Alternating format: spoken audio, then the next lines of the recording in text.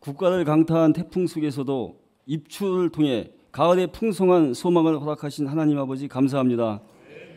세상 걱정 근심에 방황하던 저희가 오늘 참회의 예배를 통해 하나님의 임재를 구합니다. 이제부터 우리가 생각하는 것, 보는 것, 듣는 것 모두가 하나님의 형상을 닮아가기를 소망합니다. 오늘 이 예배를 통해 하나님의 말씀이 선포될 때 성령님 임재해 주옵소서. 하나님의 말씀이 예배에 참석한 모든 성도와 이 땅의 모든 사람에게 임하여 주옵소서. 저희의 믿음과 신앙이 개인 사유의 사적 판단과 정치적 편견이나 물리적 많고 적음으로 결정되지 않게 하옵소서. 개인이 가진 성향이나 유불리를 쫓지 않고 오직 하나님의 말씀이 중심이 되어 좌우로 흔들리지 않는 믿음의 수호자가 되게 하옵소서. 저희 목사님과 가정을 축복해 주시고 목사님이 힘들고 지칠 때마다 하나님이 손 내미시어 영적 폭발력이 지치지 않게 하옵소서. 순전하면서 표현하는 목사님의 말씀이 하나님의 양지가 되어 이 교회와 땅끝까지 복음을 전파하는 바울과 같은 사명자의 표징이 되게 하옵소서. 같이 동역하시는 사모 목사님, 협동 목사님, 전도사님, 장로님, 권사님, 집사님, 온 교회의 지체가 어느 위치에 있던 어느 곳에 가던 하나님 뜻하신 바 신실하게 동역의 사명을 받들게 하옵소서. 우리는 풍전등화와 같은 지구 생태계 속에 살면서도 협력하지 않고 편을 갈라 전쟁하고 비방하고 욕하며 하나님을 부정하는 시대에 살고 있습니다. 고잔 제1교회에 속한 우리 성도는 긍정과 포용, 용서와 칭찬에 하나님 사랑의 정신으로 이 국가 세계적 난국을 벗어나게 하옵소서. 성도 중에 병마와 각종 고통에 시달리는 분, 육체적 고통을 감하여 주시고 말 못할 사정으로 예배에 참석하지 못한 성도에게는 사정을 감하여 주옵소서. 다음 주에는 우리 모두 모여 하나님을 찬양하게 하옵소서. 예배하게 하옵소서. 오늘 성공적 예배를 위해 동역한 모든 손길 위에 하나님이 축복하여 주심을 감사하며 예수님의 이름으로 기도했습니다. 아멘.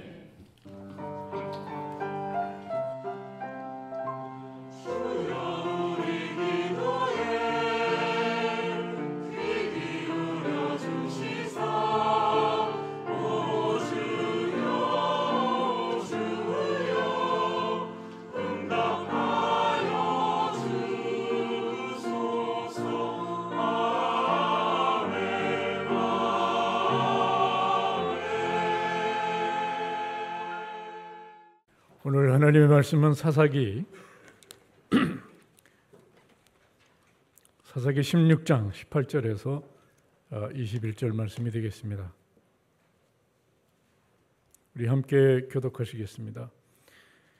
드릴라가 삼손이 진심을 다 알려주므로 사람을 보내어 블레셋 사람의 방백들을 불러 이르되 삼손이 내게 진심을 알려주었으니 이제 한 번만 올라오라 하니 블레셋 방백들이 손에 은을 가지고 그 여인에게로 올라오니라.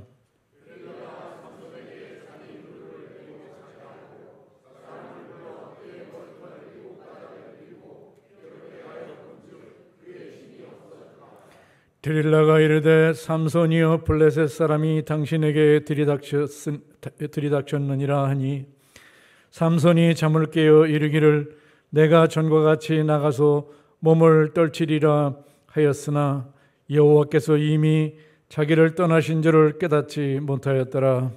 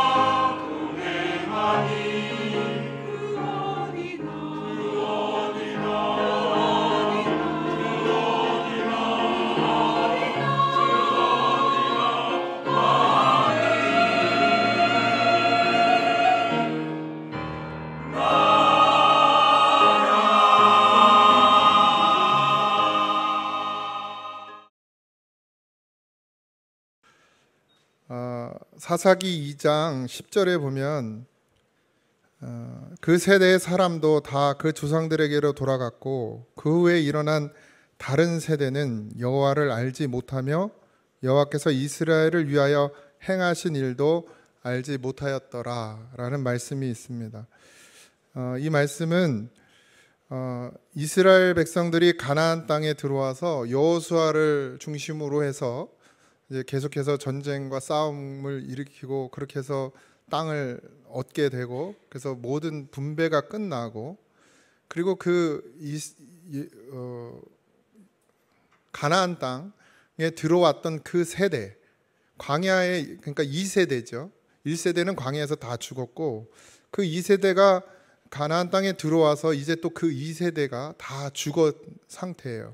그러니까 그 다음 세대가 남아있는 그 상태가 어떠냐면 하나님을 모른다는 거예요. 이게 어디서 그랬죠? 애굽 땅에서도 그랬죠. 하나님을 알지 못하는 세대였죠. 도대체 왜 이런 일들이 일어날까요? 하나님께서 홍해를 여시고 광야로 인도하고 그 광야에서 수많은 일들을 행하시고 그리고 가나안 땅까지 들어오게 하셔서 그 모든 전쟁 가운데 이기게 하시고 승리하게 하신 그 하나님을 왜 그 다음 세대는 모를까요? 지금 우리도 그렇죠. 지금 우리도 왜 그러죠? 자기만 잘 믿으면 되는 줄 알아요. 자기만. 그 시대가 원래 시대가 그렇다고. 그러면 시대가 그러면 자식들 다 지옥 가도 상관없는 건가요? 하나님 잊어버리고 살아도 되는 건가요? 근데 그렇게 흘러가더라는 거예요. 근데 문제는 거기서 끝나지 않았습니다. 그렇게 하나님을 잊어버린 그 이스라엘은 결국 하나님 없이 사는 인생이 되고 하나님과 멀어지는 삶을 살아가게 돼요. 타락하게 되는 거죠. 하나님 없이 온갖 잡신들을 다 섬기며 온갖 우상단지를 섬기며 그 사실 뭐 우상이라고 그래요. 갖다 뭐 놓고 빈다고 우상이 아니고 하나님 없이 사는 자체가 우상이 되는 거죠. 우상을 섬기고 살죠. 돈이 우상이 되고 집이 우상이 되고 차가 우상이 되고 좋은 대학이 우상이 되고 심지어는 연예인도 스타를 우상이잖아요. 우상.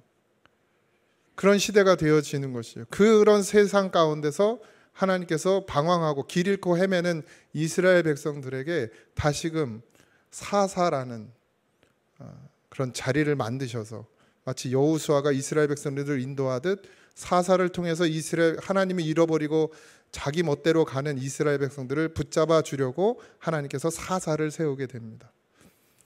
그래서 사사기죠. 사사기에는 많은 사사들이 나오는데 그중에 오늘 우리가 읽은 본문에 있는 삼손은 태양이라는 이름을 가졌어요. 삼손의 뜻은 태양인데 이 사사기 13장에서 16장까지의 그래도 적지 않은 그런 이야기를 가지고 있습니다.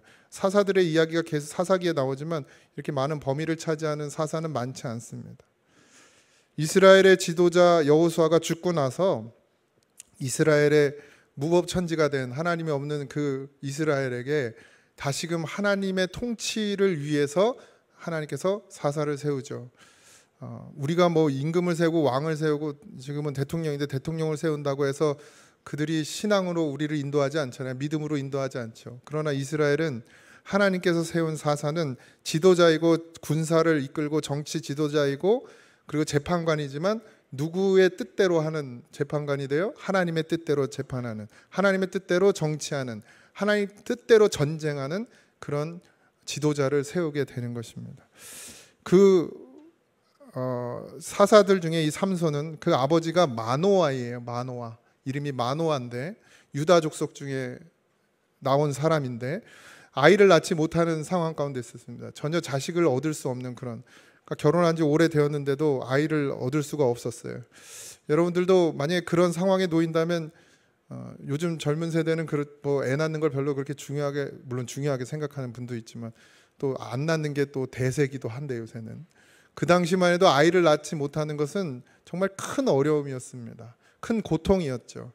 그리고 심지어는 내쫓겨도 할 말이 없는 그런 상황, 시대였단 말이죠. 그런 가운데 이 마노아의 아내는 할 수 있는 것이 아마 기도밖에 없었을 거예요. 그래서 간절하게 기도했겠죠. 그랬더니 어느 날 하나님의 사자가 나타나서 이 마노아의 아내에게 내가 자식을 줄 건데 너는 이제 독주를 금하고 포도주를 금하고 부정한 것을 먹지 말고, 그리고 낳은 아이들을 어떻게 하라고요? 머리를 깎지 말라는 나실이라는 뜻인데, 하나님이 택한 사람이에요. 하나님이 택한 사람, 특별히 더 택한 사람. 그래서 나실인이라고 그래요. 구별되어 키우는 사람입니다. 그렇게 키우라고 한 거예요. 그래서 아내는 이 천사가 하나님이 보낸 천사인 줄도 모르고 맞이했다가 나중에 알게 되고 이제 마노아에게 찾아가서 이야기를 하게 되는. 이 마노아는 그렇지만 그 이야기를 다 믿지 못하고 다시 기도하게 돼요. 그러니까 자기가 보고 싶은 거예요. 그래서 기도했더니 하나님이 그 기도를 들으시고 사사기 13장 5절에 보라 내가 임신하여 아들을 낳으리니 그의 머리를 위하여 삭도를 대지 말라. 이 아이는 태에서 나옴으로부터 하나님께 바쳐진 나실인이 됨이라. 그가 블레셋 사람 손에서 이스라엘을 구원하기 시작하리라 하시니. 이렇게 예언을 다시 해주는 겁니다. 그대로 아내에게 했듯이. 그래서 어떻게 키워야 될 어떤 자식인지를 마노아는 알게 되죠. 근데 하나님께서 삼손을 마노아의 가정에 태어나게 하신 이유는 단순히 나실인으로 키우기 위해서가 아니라 그 시대가 블레셋에게 점령당해서 40년 동안 지배당하는 그 시절이에요. 그러니까 블레셋은 지금의 팔레스타인, 지금도 계속 전쟁하고 있는 그 나라죠. 이스라엘과 매 3,500년 가까이, 지겹게도 싸워. 언제까지 그 싸울라? 안 끝날 것 같아. 주님 오실 때까지. 근데 지금도 싸우는데 그때도 그랬던 거예요. 블레셋이 좀 힘이, 그러니까 그 이스라엘 백성이 하나님을 의지하지 않으면 블레셋을 들어서 때리고, 또 울면 또 좀 피하게 했다가 또 말 안 들으면 또 블레셋 들어서 때리고, 얘네 왜 때리고 그랬던 거죠. 근데 지금 이 시기도 그런 거예요. 그 블레셋의 사람의 손에서 이스라엘을 구원하기 위해서 하나님께서 삼손을 마노아의 가정에 주었다는 거예요. 이 사실을 잘 기억하고 계시기 바랍니다. 삼손은 마노아의 가정에서 태어나 구별된 나실인으로 하나님께 드려진 자로 자라났습니다. 사사기 14장 5절에서 6절. 삼손이 그의 부모와 함께 딥나에 내려가 딥나의 포도원에 이른즉 젊은 사자가 그를 보고 소리 지르는지라. 여호와의 영이 삼손에게 강하게 임하니 그가 손에 아무것도 없이 그 사자를 염소 새끼 찢는 것 같이 찢으셨으니 그는 자기가 행한 일을 부모에게 알리지 아니하였더라. 삼손은 나실인이었지만 나실인다운 삶을 살지는 않았습니다. 여러분도 다 알다시피. 그래서 저는 이 설교를 준비하기 전에 먼저 이 삼손에 대한 설교를 많이 했지만, 그 삼손은 방탕하고 거짓되고 하나님을 거역하고 그렇게 살던 인생이다. 근데 막판에 어떻게 됐어요? 기도하고 블레셋을 쳐무찔른 이 정도의 삼손으로만 생각했는데, 설교를 다시 준비하면서 다시 13장부터 16장까지를 몇 번을 반복해서 좀 읽어봤더니 하나님 계획 안에 삼손이 있었어요. 삼손이 이방인과 결혼한 것도 하나님 계획 안에 있었어요. 이따 보겠지만. 근데 보세요. 지금 이 상황은 어떤 상황이냐면, 이제 삼손이 장성했어요. 그래서 결혼할 나이가 됐는데, 이스라엘은 원래 자기 민족하고 결혼을 해야 됩니다. 이방인과 결혼할 수가 없죠. 근데 이 삼손은 왜 그런지 모르겠어요. 아무래도 블레셋 여인이 이뻤는지 뭐 늘씬했는지 모르겠지만 해필 블레셋 여인과 결혼을 하겠다는 거예요. 어느 날 와가지고. 그러니까 이 나실인이, 그것도 하나님께 구별된 자가 이방인과 결혼을 한다. 법을 어기고 이방인과 결혼하겠다. 이게 말이 안 되잖아요. 아버지 엄마가 다 반대합니다. 근데 그 고집을 못 꺾겠어요? 못 꺾겠어요? 네. 못 꺾어요? 꺾어야 돼요. 근데 못 꺾어요. 그리고선 결국 결혼을 승낙하고 그 아내의 집에 가는 와중에 사자를 만나게 되는 거죠. 그런데 사자의 입을 찢을 때 어떤 일이 일어나냐면 여호와의 영이 삼손에게 강하게 임하였다 그랬어요. 그러니까 삼손이 힘이 센 게 아니고 여호와의 영이 삼손에게 임하니 사자의 입을 찢어버리더라는 거예요. 그래서 그런 일이 일어났죠. 그러고 나서도 다시 돌아왔는데, 그리고 다시 또 아내가 있는 그 결혼할 여자의 집에 또 방문할 일이 있어서 가게 되는데, 그 자기가 찢었던 그 사자, 그 속에 시체 속에서 벌들이 거기다가 집을 짓고 꿀을 만들어낸 거예요. 그러니까 이 사실 나시린은 부정한 음식을 먹으면 안 되는 사람이에요. 근데 삼손은 그런 게 없어요. 그냥 또 가서 그 꿀을 먹어. 그러고선 그 꿀을 따가지고 또 누구 주냐? 엄마 아빠까지 갖다 줘요. 자식 잘 키우세요. 네? 자기만 죽는 게 아니라 부모까지 죽는 길로 가게 하는 거예요. 율법을 어기게 만드는 법으로. 그것도 엄마 이게 그런 데서 나온 거라고 말도 안 하고 그냥 굴을 따다 줘서 먹게 한 거예요. 참 생각해 보면 삼손의 이런 행동들은 참 이해가 가장 어떻게 보면 한심할 정도로 그런 생각이 들 때도 있습니다. 사사기 14장 1절에서 4절을 보면 이제 결혼하면 삼손이 딥나에 내려가서 거기 블레셋 사람의 딸 중에서 한 여자를 보고 올라와서 자기 부모에게 말하여 이르되 내가 딥나에서 블레셋 사람의 딸들 중에 한 여자를 보았사오니 이제 그를 맞이하여 내 아내로 삼게 하소서 하매 그의 부모가 이르되 내 형제들의 딸들 중에 이 유다 민족 중에서 고르거나 아니면 내 백성 그러니까 이스라엘 민족 중에서 여자가 없어서 내가 할례 받지 않은 한 블레셋 사람에게 가서 아내를 맞으려 하느냐 하니 삼손이 그의 아버지에게 이르되 내가 그 여자를 좋아하니 나를 위하여 그 여자를 데려오소서.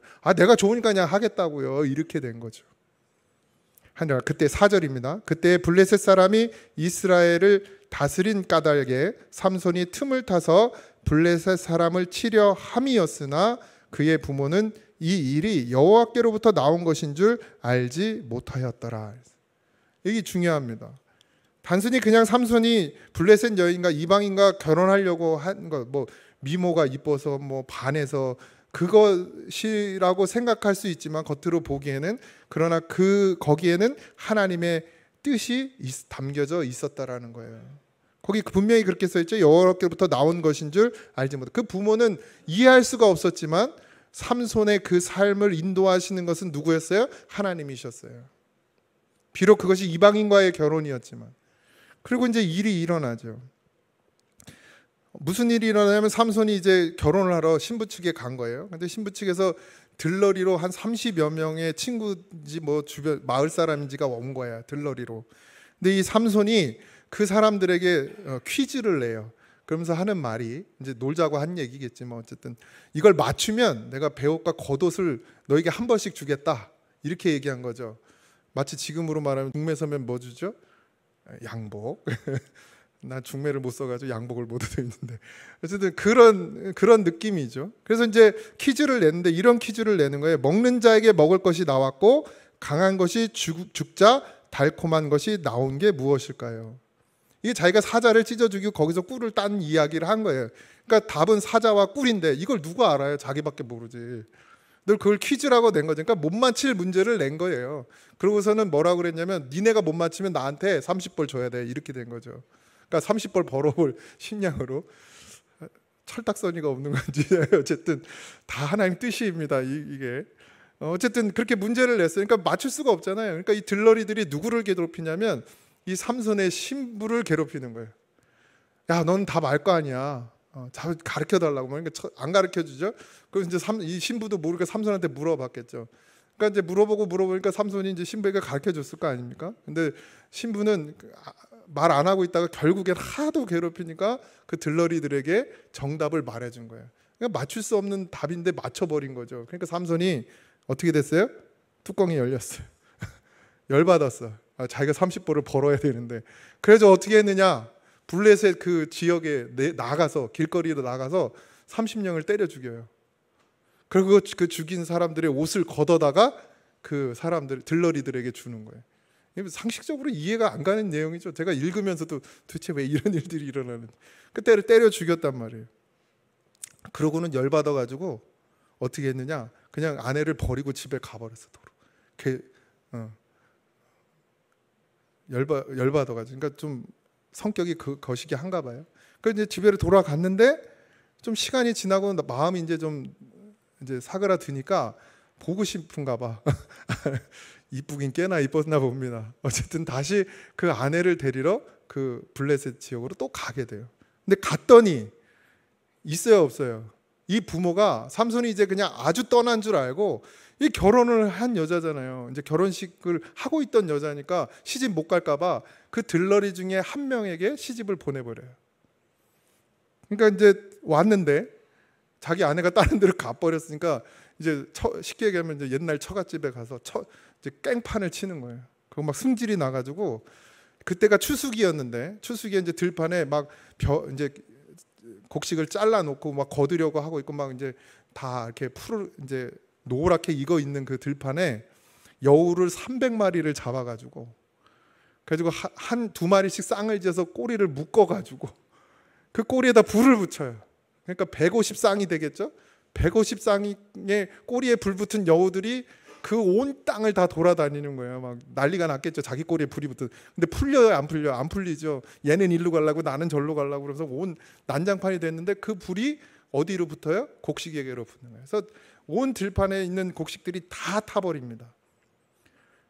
감당이 안 되는 사람이 도대체. 그 광대한 농경지가 다 잿더미로 변했습니다. 우리 저기 넓은 농지를 가지신 우리 장로님들 누가 그렇게 했다 그러면 어떻게 하시겠어요? 가만 두겠어 그거? 그러니까 어떻게 했어요? 그 땅의 주인들이 누구에게 오냐면 삼손 건드렸다간 죽을 것 같으니까 이 삼손의 아내와 처가를 있는 사람, 그러니까 아내와 처가 장인어른을 태워 죽입니다. 그 가정을 다 몰살시켜요. 이런 일이 일어나게 됩니다. 그러니까 또 삼손이 어떻게 했어요?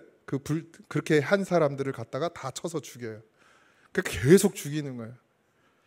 결국 블레셋 사람들이 이 일 때문에 아직 블레셋은 그 이스라엘을 점령한 나라잖아요. 그러니까 블레셋이 더 힘이 세겠죠.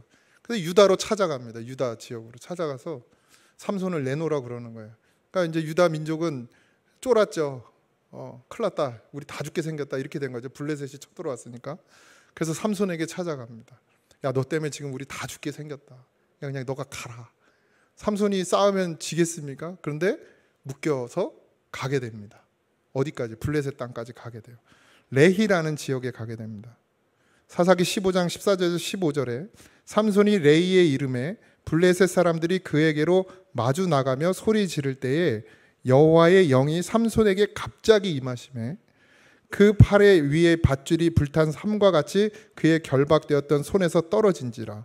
삼손이 나귀의 새 턱뼈를 보고 손을 내밀어 집어들고 그것으로 1000명을 죽이고. 그러니까 삼손이 자기의 땅 유다 민족 땅이 아니라 잡혀서 어디까지 가요? 블레셋까지 잡혀가서 이제 블레셋이 자기네 진영에 왔으니까 삼손을 어떻게 해보려고 이제 달게 드는 거죠. 그런데 삼손 갑자기 하나님의 또 영이 임하십니다. 계속해서 삼손이 하는 게 아니라 하나님께서 하심을 잘 보셔야 돼요. 갑자기 하나님의 영이 임해서 그 밧줄이 끊어지고 삼손이 턱뼈, 나귀의 턱뼈를 들고 그거 하나 가지고 1000명을 죽이는 거예요. 그러니까 전쟁이잖아요. 전쟁. 사람이 1000명이 죽었어요. 그러니 블레셋에서는 이게 진짜 환장할 노릇이고 유다 민족에게는 기쁜 일이 되는 거죠. 야, 우리의 적국인 블레셋을 삼손이 1000명이나 쳐서 죽였대. 뼈다귀 하나로. 그래서 소문이 났을 거 아닙니까? 삼손은 유다 이스라엘의 사사니까요. 그렇게 그 일이 일어나고 나서 갑자기 삼손이 목이 말라요. 그래서 하나님 앞에 기도합니다. 야훼 하나님께 나를 여기서 목말라 죽게 하겠느냐, 나를 살려달라고 막 이렇게 기도를 하게 됩니다. 하나님이 그 기도를 들으시고 그 레이, 아까 블레셋 땅, 그 레이에 우묵한 곳이 있는데 거기를 터뜨려서 물이 나오게 하세요.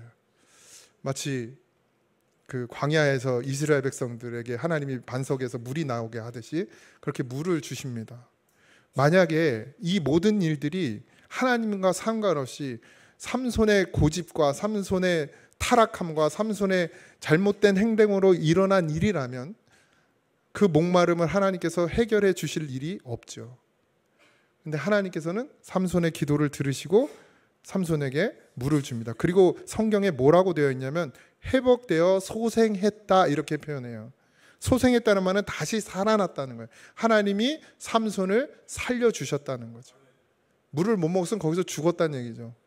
1000명을 그 뼈 하나로 쳐서 죽였으니 뭐 안 쳐 죽여봐서 잘 모르시겠지만 얼마나 힘이 들겠습니까? 칼로 베서 죽여도 1000명이면 힘들 텐데. 그러니까 거의 죽을 지경이 된 거죠.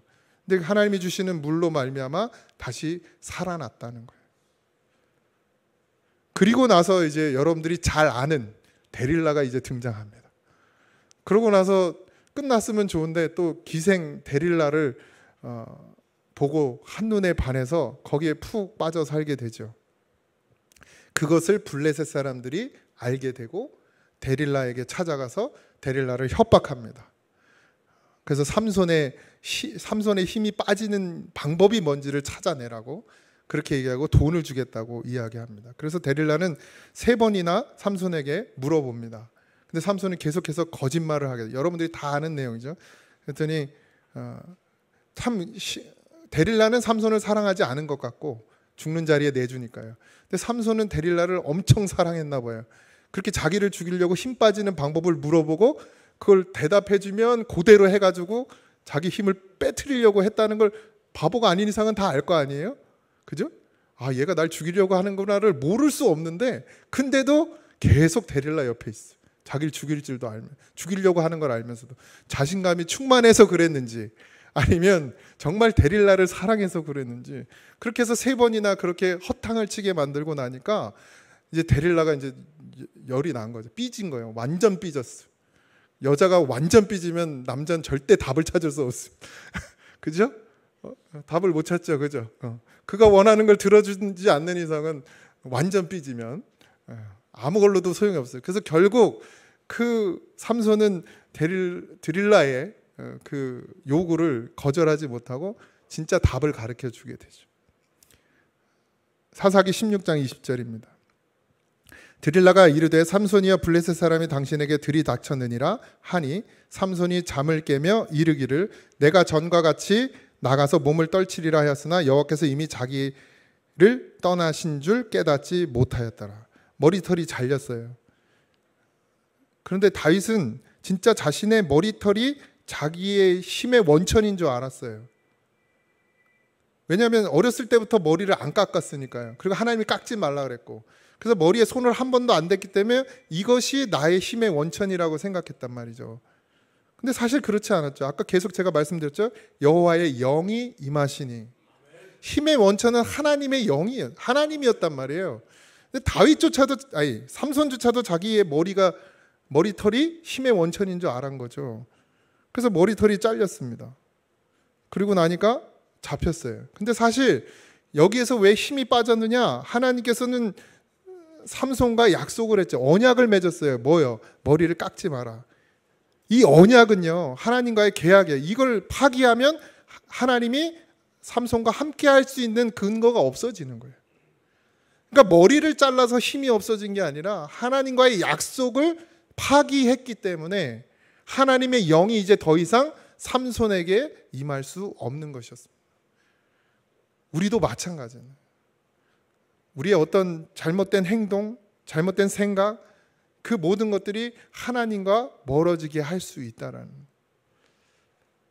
그래서 결국 그렇게 힘이 빠지고 눈이 뽑히게 됩니다. 묶여서 눈이 뽑혀서 끌려가게 되는 인생이 되어버려요. 그리고 여러분들이 잘 알다시피 당나귀 대신 맷돌을 돌리는 그런 일을 하게 됩니다. 그리고 다곤 신에게 제물을 바치는 그 제사가 축제처럼 벌어지는데 아주 수많은 사람이 모이는 곳에서 삼손이 조롱을 당하게 돼요. 그 일이 삼손의 일이 되었습니다. 왜냐하면 삼손은 위세를 떨쳤어요. 많은 사람들을, 블레셋 사람들을 죽이는 그런 영웅이었단 말이에요. 그 영웅이 이제 눈이 뽑히고 완전히 초라해져서 묶여있는 그 모습을 블레셋 사람들이 볼 때는 희열을 느끼는 거예요. 그걸 즐기는 거죠. 그런 속에 있었습니다. 사사기 16장 28절에서 30절입니다. 삼손이 여호와께 부르짖어 이르되 주 여호와여 구하옵나니 나를 생각하옵소서. 하나님이여 구하옵나니 이번만 나를 강하게 하사. 이렇게 기도합니다. 하나님과의 언약이 파기되고 하나님의 영이 삼손에게 임할 수 없는 그 상황 가운데 삼손이 이제 죽음을 걸고 목숨을 다해서 하나님 앞에 기도하는 거예요. 이제 내 원수를 갚게 해달라. 이건 누구의 뜻이었죠? 하나님의 뜻이었어요. 하나님은 삼손을 통해서 이스라엘을 블레셋에서 구원할 작정을 처음부터 하셨습니다. 근데 삼손이 지금 어떤 기도를 하고 있어요? 나를 통해서 이 블레셋을 쳐서 이스라엘을 구원해달라고 기도하는 거예요. 하나님과의 언약은 파기됐지만 삼손은 하나님이 원하시고 바라시는 뜻을 구하는 사람이 되었습니다. 눈이 뽑혀서 보이지 않고 손발이 묶여서 아무것도 할 수 없는 그 순간에도 하나님을 향한, 하나님이 나를 향한 뜻을 그제서야 알게 된 거죠. 그리고 하나님께 합당한 기도를 하게 됩니다. 하나님은 그래서 그 기도를 들어 응답하세요. 누군가는 삼손의 일생이 실패자라고 합니다. 막 살았다고 해요. 아니요. 삼손은 하나님의 인도하심을 따라 살았습니다. 하나님의 인도하심을 따라 그 길을 걸어가고 있었어요. 우리도 마찬가지죠. 우리의 인생, 우리의 삶이 비록 하나님하고는 먼 것 같고 정말 더럽고 추한 자 같고 하나님하고는 전혀 상관없는 삶을 사는 것 같은 우리지만 하나님은 여러분 한 사람 한 사람을 향한 하나님의 계획과 비전이 있음을 믿으시기 바랍니다. 여러분들은 그 길을 지금 걸어가고 있는 거예요. 때로는 내 모습이 정말 한심해 보이고 거울을 내가 볼 때 넌 진짜 거기서 뭐하냐 이런 말을 하고 싶을 정도로 내가 하나님하고는 전혀 상관없는 길을 걸어가고 있는 것 같을 그때도 하나님은 처음부터 삼손을 마노아의 집에 주시기로 작정한 그때부터 세우셨던 계획, 하나님의 뜻을 하나하나 이루어 가듯 여러분을 하나님이 부르셨을 그때부터 지금까지 앞으로도 하나님께서 함께 하시며 그 길을, 그 뜻을 이루어 가실 줄 믿습니다. 하나님이 나와 함께 하실 때, 이 말은 다른 말로 예수 그리스도께서 내 안에 계실 때예요. 이 말은 다시 말하면 하나님의 말씀이 들려지고 믿어지고 하나님의 말씀이 내 안에서 살아 역사하는 때를 말합니다. 말씀의 귀를 기울이십시오. 하나님의 뜻을 분별할 수 있길 바랍니다. 두 눈이 다 뽑혀도 괜찮아요. 내가 볼 수 없어도 괜찮아요. 내가 말할 수 없어도 괜찮아요. 내가 듣지 못해도 괜찮아요. 하나님은 우리의 중심을 보세요. 그 중심의 부르짖음을 하나님이 들으시고 응답하십니다. 저나 여러분들이나 하나님이 기뻐할 만한 삶을 그리 많이 살지 않지만 그럼에도 불구하고 하나님은 여전히 우리를 통해 꿈꾸고 계시고 우리를 통해 하나님의 뜻을 이루시기를 바라시고 원하십니다. 앞으로 여러분의 삶이 그렇게 되길 소망합니다. 여전히 우리는 변화되지 않고 여전히 우리는 뒤집어지지 않고 여전히 내 삶은 그리 하나님을 믿는 사람 같지 않더라도 그래도 하나님께서는 지금도 나를 주의 길로 인도하고 계심을 잊지 말고 그 하나님을 신뢰하며 살아가는 우리가 되기를 주님의 이름으로 축원드립니다. 주님 사랑합니다. 삼손이 힘이 있는 것이 아니라 삼손 안에 하나님의 영이 임하니 그가 힘을 얻었습니다. 우리가 힘이 있는 것 같고 우리가 똑똑한 것 같고 우리가 가진 것으로 할 수 있는 것 같은 그 교만을 버리게 하시고 오직 하나님의 주의 성령이 주의 말씀이 우리 안에 임재하셔서 그것으로 말미암아 우리가 사는 것이고 하나님의 인도하심으로 말미암아 우리가 지금 이 주의 길을 걸어가고 있는 것을 잊지 않게 하여 주옵소서. 그래서 이제는 눈이 뽑히고 손이 묶인 삼손처럼 나는 아무것도 할 수 없고 내가 하는 것이 아니라 하늘의 하나님께서 하심을 믿고 그 하나님께 구하는 그런 겸손한 자가 되게 하여 주옵소서. 이제는 우리 주 예수 그리스도의 은혜와 하나님 아버지의 크신 사랑하심과 성령님의 감화 감동 역사하심이 이제 나로 살지 않고 주의 말씀으로 살기를, 예수님이 내 안에 임하셔서 살기를, 성령이 내 안에서 감동하여 살기를 원하는 사랑하는 성도들 위해 이제부터 영원토록 함께 하시기를 간절히 축원하옵나이다. 아멘.